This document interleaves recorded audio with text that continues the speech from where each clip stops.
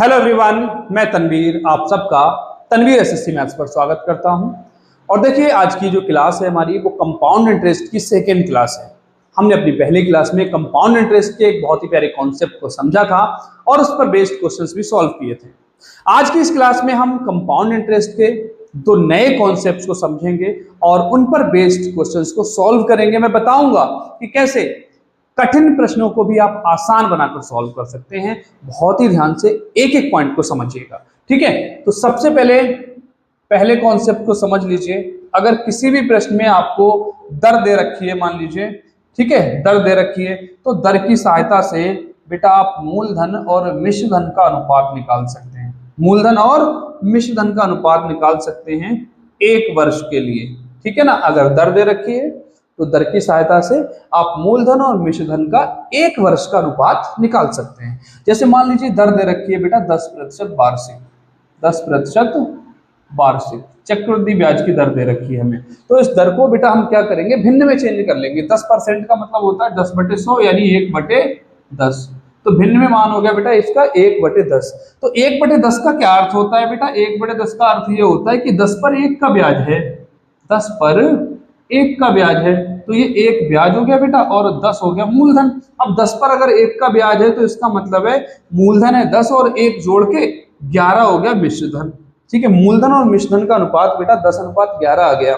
अगर हमें दर दे रखी हो तो 1 साल का मूलधन और मिश्र धन का अनुपात इस तरीके से हम निकाल सकते हैं, पहली बात, ठीक है। और दूसरा कॉन्सेप्ट समझिए अब आप, ठीक है। ये दोनों कॉन्सेप्ट मिलाकर आप चक्रवृद्धि ब्याज के बहुत सारे प्रश्नों को आसान बना के सॉल्व कर सकते हैं, ठीक है ना। समझिए, देखिए अब अगर मूलधन और मिश्र धन का आपको अनुपात दे रखा हो, दूसरा कॉन्सेप्ट, मूलधन और मिश्र धन का अनुपात अगर आपको दे रखा हो बेटा एक वर्ष के लिए, मान लीजिए ये अनुपात P/A है, P/A। और अगर हमें बेटा 2 वर्ष का अनुपात निकालना है मूलधन और मिश्र धन का, 1 वर्ष का अनुपात तो दे रखा है हमें, अगर हमें 2 वर्ष का निकालना है बेटा तो स्क्वायर कर देंगे, ठीक है। और अगर 3 वर्ष का निकालना है बेटा तो घात 3 लगा देंगे, समझ रहे ना। अगर 4 वर्ष का निकालना है बेटा मूलधन मिश्र धन का अनुपात तो घात 4 लगा देंगे। यानी आपको जितने भी वर्ष का मूलधन और मिश्र धन का अनुपात निकालना है आप उतनी ही घात लगा देंगे इस पर, अगर आपको 1 वर्ष का दिया हुआ है तो। अगर 1 वर्ष का मूलधन और मिश्र धन का अनुपात दे रखा है ना बेटा, तो आपको जितने भी वर्ष का निकालना हो उतनी ही घात लगा दी जाएगी इस पर, पहली बात। और दूसरी बात समझिए, मान लीजिए आपको 2 वर्ष का मूलधन और मिश्र धन का अनुपात दे रखा है, मान लीजिए P और A, ये 2 वर्ष का है। अगर ये 2 वर्ष का है तो बेटा 4 वर्ष का निकालने के लिए आप इस पर स्क्वायर लगा देंगे। क्या करेंगे? स्क्वायर, 2 का डबल हो गया ना, वर्ष में गुणा होगी और इस पे घात लगेगी, ठीक है। वर्षों में क्या होगी बेटा? गुणा होगी और यहाँ घात लगेगी। मान लीजिए 2 वर्ष का अनुपात दे रखा है और अगर हमें 6 वर्ष का निकालना है तो 2 में 3 से गुणा करना पड़ रहा है 6 बनाने के लिए, तो यहाँ घात 3 लग जाएगी बेटा, ठीक है ना।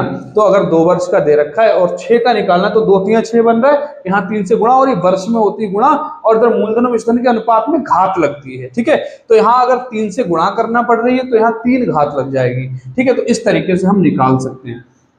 अब प्रश्नों के थ्रू और अच्छे से समझेंगे चीजों को, अगर कोई कंफ्यूजन रह गई होगी तो वो दूर हो जाएगी, क्वेश्चंस के थ्रू समझिए। देखिए हमारा पहला प्रश्न है,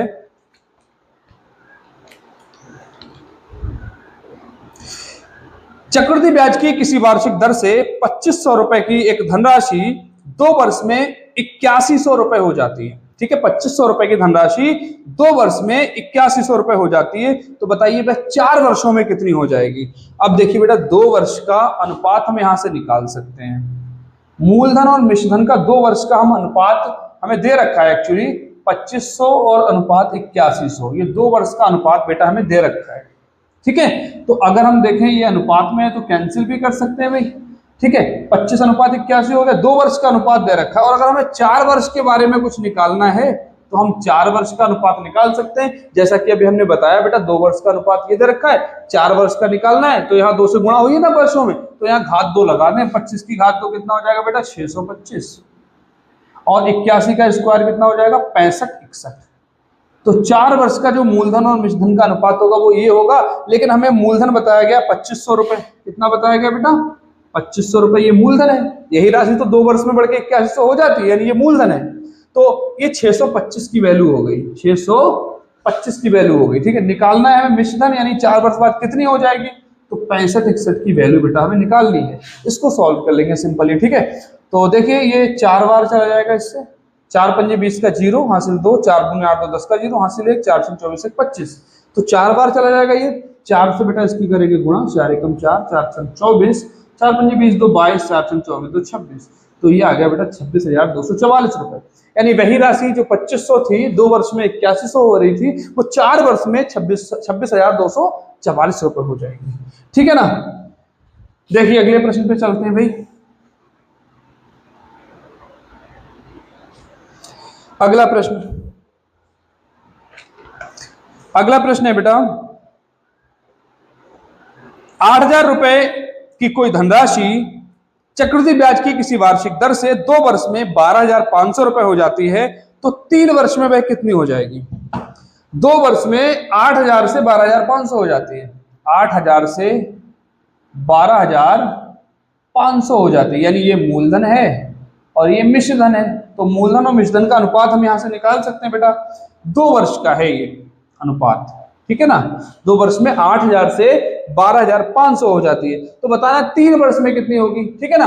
तो 2 वर्ष तो बेटा हमें ये दे रखे, 2 वर्ष का अनुपात दे रखा है। अब 3 वर्ष का अनुपात हमें निकालना है, 3 वर्ष का अनुपात। लेकिन अब ये अगर हम पूछें कि 2 में कितने से गुणा करके 3 बना सकते हैं, तो किसी भी पूरे नंबर से गुणा करके 3 बन नहीं सकते। तो 3 बेटा यहाँ बना नहीं सकते, तो हम क्या करेंगे, पहले 1 वर्ष का अनुपात निकाल ले रहे हैं। पहले 1 वर्ष का अनुपात देखो कैसे निकालेंगे बेटा। अगर यहाँ अनुपात में बात करें तो ये कैंसिल हो जाएंगे, और इसको और काट लें, 5 से 16 बार चले जाएंगे, और 5 से ये 25 बार चले गए, तो 16:25 हो गया 2 वर्ष का अनुपात। अगर 1 वर्ष का निकालना हो तो इसका वर्गमूल कर देंगे बेटा, 4:5।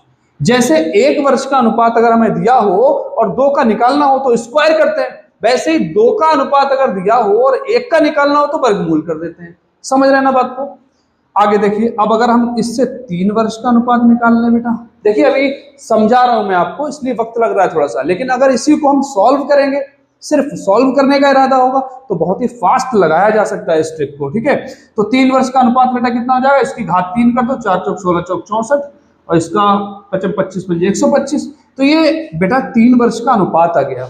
लेकिन हमें मूलधन दे रखा है 8,000 रुपए, ठीक है, और 3 वर्ष बाद का मिश्रधन पूछा है, तो मूलधन यानी 64 की वैल्यू हो गई ये, और हमें निकालना है बेटा 125 की वैल्यू। ठीक है ना। तो इसको कर लेंगे सॉल्व। देखिए मैं 16 से काट देता हूं इसको, 16 चौक 64 और 16 पंजे 80, 00। ठीक, 4 से और काट दे इसको, तो देखिए 4 से काट रहे हैं हम इसको, 4 एकम 4, 1 बचा 10, 4 दूनी 8, 4 पंजे 20, 125 आ गया। ठीक है, अब 125 की करना है बेटा, 125 से गुणा, तो ये आ जाएगा 125 का स्क्वायर, मतलब 12 की गुणा करते हैं आप 13 से, अगले नंबर से। ठीक है, तो ये बन जाएगा 156, और आगे लिख दें 25, 156 25। ठीक है ना, 125 का स्क्वायर। तो ये बन जाएगा बेटा मिश्रधन, यानी जो राशि 8,000 थी वो 3 वर्ष बाद इतनी हो जाएगी। ठीक है ना। बहुत ही ध्यान से एक एक पॉइंट को समझते रहिएगा और नोट करते रहिएगा। वादा करते हैं कि कोई भी कंफ्यूजन हम आपके माइंड में छोड़ेंगे नहीं। ठीक है, बस आप पूरी कंसिस्टेंसी के साथ एक एक बात को समझने की कोशिश कीजिए। ठीक है, देखिए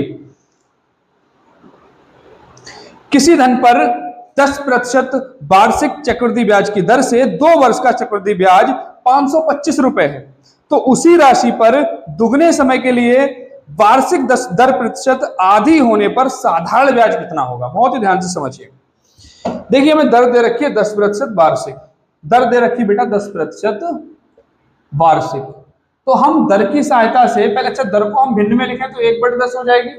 इस दर की सहायता से हम मूलधन और मिश्रधन का अनुपात आसानी से बेटा निकाल सकते हैं। क्या हो जाएगा, 10 मूलधन है और 1 का ब्याज, तो 10 1 11, मूलधन और मिश्रधन का अनुपात 1 वर्ष के लिए 10:11 हो गया।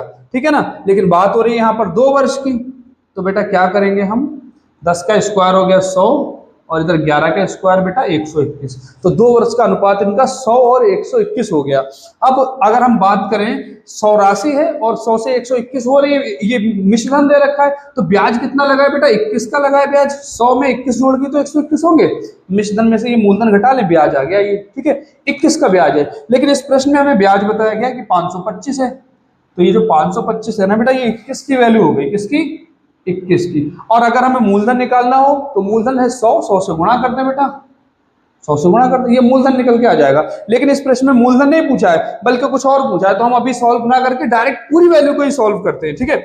इस प्रश्न में पूछा गया है कि अगर दर प्रतिशत को आधा कर दिया जाए और समय को दुगना कर दिया जाए तो साधारण ब्याज कितना होगा। तो अगर समय को दुगना कर दें यानी 2 वर्ष से 4 वर्ष कर दें और 4 वर्ष कर दें, ठीक है 2 वर्ष से 4 वर्ष समय कर दें और दर को आधा कर दें, इसको 5% कर दें, तो ब्याज कितना हो गया बेटा 4 वर्ष पर 5% वार्षिक दर से ब्याज 5 चौक 20, यानी कोई फर्क नहीं पड़ेगा। जैसे अगर हम दर को आधा कर रहे हैं और समय को दोगुना कर रहे हैं, एक तरफ आधा कर रहे हैं दूसरी तरफ दोगुना कर रहे हैं, साधारण ब्याज के केस में अगर समय को आधा और दर को दोगुना कर दे या दर को आधा समय को दोगुना कर दे तो कोई फर्क नहीं पड़ता है, परसेंट वाला जो ब्याज है वो उतना ही रहता है, ठीक है। तो 5 चौक 20% ऐसे भी बन रहा है। अगर हम यहाँ देखें 10% रहने देते दर को और 2 वर्ष के लिए निकालते तो 10 दूनी 20%, यानी कोई फर्क नहीं, तब भी 20% रहता अब भी 20%, तो इसका 20% निकाल लेना है बेटा, यानी 20/100, ये साधारण ब्याज बन जाएगा, ठीक है ना। मैं फिर से रिपीट कर रहा हूँ कि अगर दर को इन्होंने बोला आधा कर दिया जाए यानी 5% और समय को दोगुना कर दिया जाए, समय 2 वर्ष था 2 से 4 कर दिया गया, तो ब्याज कितने परसेंट हो गया बेटा 20% हो गया। तो 20% की वैल्यू निकाल लेते हैं हम। ये तो था मूलधन इतना और हमें निकालना है ब्याज, तो इस पर 20% ब्याज है, ये हम सॉल्व कर लेंगे भाई। 100 से 100 कैंसिल हो गया, 21 से इसको काटना बेटा, तो देखें 5 एकम 5, 5 दूनी 10, 15 बार जा सकते हैं या 25 बार, 25 चेक करते हैं, 25 एकम 25 और 25 दूनी 50 और 2 52, 25 बार चले जाएंगे बेटा ये। तो 25 की 20 से गुणा कर लें, 25 दूनी 50 और 1 0 और 500 रुपए, साधारण ब्याज आ गया बेटा 500 रुपए, ठीक है। बहुत ही ध्यान से अगला प्रश्न समझिए।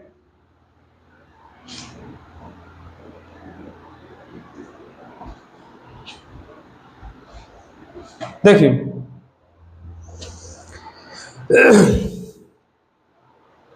कोई धन 10% वार्षिक चक्रवृद्धि ब्याज की दर से 3 वर्ष में 6655 रुपए हो जाता है, तो वह धन ज्ञात कीजिए। बहुत ध्यान से समझिए, दर दे रखिए 10%, दर दे रखिए बेटा 10%, तो 10% को अगर हम भिन्न में चेंज करें 1/10 हो जाएगा। तो 1 साल का मूलधन और मिश्रधन का अनुपात बेटा 10:11 हो गया। और यहाँ बात हो रही है बेटा 3 वर्ष की, तो 3 वर्ष बाद मूलधन और मिश्रधन का अनुपात 10 की घात 3 यानी 1000 और 11 की घात 3 यानी 1331। तो 3 वर्ष बाद मूलधन और मिश्रधन का अनुपात इतना हो जाएगा। लेकिन इस प्रश्न में हमें बताया था कि जो मिश्रधन है वो 6655 रुपए है, 6655 रुपए, यानी राशि बढ़कर 6655 हो जाती है, तो ये मिश्रधन है, ठीक है। तो ये किसकी वैल्यू है बेटा 1331 की वैल्यू हमें दे रखी है और हमें बताना है मूलधन यानी 1000, तो 1000 से गुणा करेंगे। देखिए बेटा ये 1331 6655 5 बार लगा के देखें अगर हम, तो 5 एकम 5, 5 तिया 15, 5 से 15 1 16, 5 एकम 5 1 6, 5 बार जाएंगे इससे ये, और 5 की 1000 से गुणा करें बेटा, ये आ गया 5000, ठीक है। ये हो गया मूलधन, ठीक है ना। अगला प्रश्न देखेंगे। देखिए एक एक चीज को आप ध्यान से समझते चलिए, सब कुछ समझ में आएगा, बस आप 100% अपना ध्यान इधर ही रखें, ठीक है ना। अगला प्रश्न देखिए, बताया गया है हमें कि कोई धनराशि चक्रवृद्धि ब्याज की वार्षिक दर से 5 वर्ष में 2 गुनी हो जाती है, तो कितने वर्ष में वह स्वयं की 8 गुनी हो जाएगी। देखिए 5 वर्ष में बोला गया 2 गुनी हो जाती है, 5 वर्ष में राशि 2 गुनी हो जाती है, यानी मूलधन और मिश्रधन का जो अनुपात है वो 1:2 है। हमसे पूछा गया कि कितने वर्षों में वह 8 गुनी हो जाएगी, कितने वर्षों में 8 गुनी। 8 गुनी होने का मतलब है कि 2 की घात 3, 2 की घात 3, 1:8 का अनुपात हो जाएगा, है ना, 1:8 का अनुपात हो जाएगा। और 8 गुने को हम कह सकते हैं 2 की घात 3, 2 की घात 3, यानी इसकी इस अनुपात की घात 3 करने पर यह अनुपात प्राप्त हो रहा है, तो इसीलिए यहाँ 3 से गुणा करते हैं, 3 पंजे 15 वर्ष, ठीक है ना। बहुत ही ध्यान से बात को समझिए। एक और एग्जांपल के थ्रू हम समझते हैं, ठीक है, इसको नोट कर लीजिएगा। एक और एग्जाम्पल के थ्रू हम समझते हैं बात को। एक और क्वेश्चन है बेटा कि 4 वर्ष में कोई धनराशि चक्रवृद्धि ब्याज की वार्षिक दर से 3 गुनी हो जाती है तो कितने वर्ष में वह 27 गुनी हो जाएगी। तो बेटा 1:3 का अनुपात है, यानी 3 गुनी हो रही है। कितने समय में हो रही है बेटा? 4 वर्ष में। ये हो रहा है 4 वर्ष में। ठीक, हमें बताना है 27 गुनी कब होगी, यानी 1:27 का अनुपात कब होगा। तो बेटा ये घात 3 करने पर तो बन रहा है, घात 3 करने पर बन रहा है। 3 की घात 3 करेंगे 27 बनेगा, 1 की घात 3 करेंगे 1, यानी इस अनुपात को 3 घात लगा देने पर ये नया अनुपात बन रहा है। तो बेटा इधर 3 से गुणा कर दीजिए, 3 चौक 12 वर्ष इस प्रश्न का आंसर हो जाए। ठीक है ना, समझ आ रही होगी बातें। अगला प्रश्न देखें। देखिए अगर ये कॉन्सेप्ट समझ लेंगे ना आप तो फिर इसको ओरली कर सकते हैं, लिखने की भी जरूरत नहीं पड़ेगी। देखिए मैं बताता हूं, 3 वर्ष में हमें बताया गया है कि 3 वर्ष में कोई धनराशि 3 गुनी हो जाती है, 3 गुनी हो जाती है। तो 9 गुनी कब होगी बेटा? अभी अनुपात करके लिखा था, या हम डायरेक्ट भी लिख सकते हैं। 3 वर्ष में 3 गुनी हो रही है तो 9 गुनी कब होगी? बेटा ये स्क्वायर करना पड़ेगा ना 3 का, तो यहाँ 2 से गुणा कर दीजिए। जितनी घात लगाना पड़ रही है इधर गुने में, वर्षों में उतने से गुणा करना है, यानी 3 दूनी 6 वर्ष। ठीक है, 6 वर्ष इस प्रश्न का आंसर। ठीक है ना, अगला प्रश्न देखिए।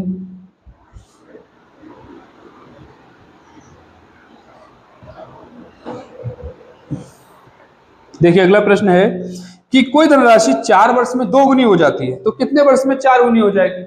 4 वर्ष में 2 गुनी हो जाती है। 4 वर्ष में हो जाती है बेटा 2 गुनी। हमें बताना है कि कितने वर्ष में 4 गुनी हो जाएगी। और 4 गुनी होने का मतलब है बेटा कि इसकी घात हमें 2 करनी पड़ेगी। 2 की घात 2 करके 4 प्राप्त होगा, तो जितनी घात करना पड़ रही ना उतने से ही यहाँ गुणा कर दें, तो गुणा 2 करके मिलेगा बेटा ये 8 वर्ष। 8 वर्ष इस प्रश्न का उत्तर हो जाएगा। ठीक है ना, अगला प्रश्न समझिए, बहुत अच्छे से नोट करते रहिएगा। ठीक है, नोट कर लिया होगा। ठीक है, अगला प्रश्न देखिए। कोई धनराशि 5 वर्ष में 2 गुनी हो जाती है तो कितने वर्ष में 8 गुनी होगी? अब देखिए 5 वर्ष में 2 गुनी हो जाती है, मतलब 5 वर्ष बाद जो अनुपात है बेटा वो 1:2 है। तो हमें बताना है कि कितने वर्षों में वह 8 गुनी हो जाएगी। 8 गुनी होने का मतलब है अनुपात 1:8 का अनुपात हो जाएगा, मूलधन और मिश्रधन का अनुपात। अब बेटा देखिए इस अनुपात से अगर ये अनुपात निकालना है तो इसमें घात 3 करनी होगी ना, हमें घात 3 लगानी होगी। तो इधर भी 3 से गुणा कर दीजिए, 5 3 15 वर्ष सही आंसर हो जाएगा इस प्रश्न का। ठीक है, तो बहुत ही आसानी से हम इस तरीके के प्रश्नों को सॉल्व कर सकते हैं। और देखिए लिखा हुआ है कि कोई धनराशि 3 वर्ष में 8 गुनी हो जाती है। 3 वर्ष में 8 गुनी। 8 गुनी होने का मतलब है कि अनुपात 1:8 का अनुपात है मूलधन मिश्रधन में 3 वर्ष बाद। और हमें बताना है कि कितने वर्ष में 16 गुनी हो जाएगी। 16 गुनी कितने वर्ष में हो जाएगी ये बताना है। ठीक है, यानी 1:16 जो है ये कितने वर्षों बाद अनुपात आएगा मूलधन और मिश्रधन का, ये बताना है। तो बेटा 8 की कितनी घात करने पर 16 बनेगा? यहाँ पूरी घात तो बन नहीं रही है। 8 की कितनी घात करने पर 16 बनेगा ये निकालना है हमें, लेकिन यहाँ मुश्किल है थोड़ा सा। तो क्या करेंगे बेटा, 3 वर्ष का अनुपात ये दे रखा है, इसकी सहायता से हम 1 वर्ष का अनुपात निकाल लेंगे। 3 वर्ष का अनुपात ये है, तो 1 वर्ष का अनुपात निकालने के लिए इसका घनमूल निकालेंगे। 1 का घनमूल 1 और 8 का घनमूल हो जाएगा 2। तो इसका मतलब है 1 वर्ष बाद अनुपात 1:2 है। और हमें बताना क्या है, इसमें कितने वर्ष बाद 16 गुनी हो जाएगी, यानी 1:16 कब होगा? तो बेटा 2 की घात कितनी करना पड़ेगी 16 में? हमें 2 की घात 4 करनी पड़ेगी 16 बनाने के लिए। 2 की घात 4, तो घात 4 हो रही ना, तो इसमें 4 से गुणा कर दे बेटा। 4 एकम 4 वर्ष। 4 वर्ष में धनराशि 16 गुनी हो जाएगी। ठीक है ना, 3 वर्ष में दे रखा था ये अनुपात, हमने 1 वर्ष का अनुपात निकाल लिया इसका घनमूल करके। ठीक है, बताना था 16 गुनी कब होगी, तो 2 की घात 4 करने पर 16 बनेगा, इसलिए इसमें 4 से गुणा कर लिया 4 वर्ष। ठीक है ना, तो आज की क्लास बस यहीं पर। क्लास कैसी लगी हमें कमेंट करके जरूर बताइएगा। ठीक है, और मेरे भाई अगर अभी तक आपने चैनल को सब्सक्राइब नहीं किया है तो चैनल को सब्सक्राइब भी कर लें। हम डेली 3 PM पर क्लास डालते हैं और हर एक चैप्टर को हम कवर करवाएंगे। चाहे आप किसी भी कॉम्पिटिटिव एग्जाम की तैयारी कर रहे हो, हर एक चैप्टर की ट्रिक्स प्लस कॉन्सेप्ट सभी कुछ हम बहुत ही अच्छे तरीके से समझाएंगे। जुड़े रहिएगा हमारे साथ। धन्यवाद।